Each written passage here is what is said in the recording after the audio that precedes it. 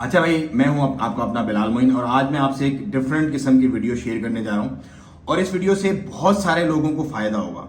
और ये वीडियो बनाने पे मैं मजबूर हुआ हूं। क्यों मजबूर हुआ हूं? क्योंकि बहुत सारे इस तरह के केसेस हमारे पास अब आने लग गए हैं ऑफिस में, जो जिनके साथ फ्रॉड होता है, स्कैम होता है और तरीके तरीके अलग अलग तरीके से मतलब स्कैम होता है। तो मैंने ये सोचा कि ये वीडियो बना के जिनके साथ ये मामला हुआ है उनको भी आप वो खुद आपको बताएं कि क्या हुआ है और क्या तरीका वारदात है, ताकि एक तो जिनके साथ हो गया है वो चौकन्ने हो जाएं और जिनके साथ होने वाला है फ्यूचर में वो इससे बच जाएं। अच्छा, मेरे पास हैं उमर भाई।